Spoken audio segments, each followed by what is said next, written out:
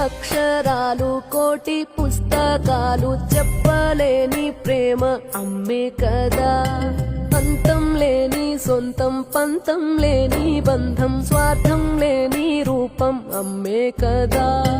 ఎంత నిండుగా నీడనిచ్చిన ఎండ తప్పని చెట్టే అమ్మ.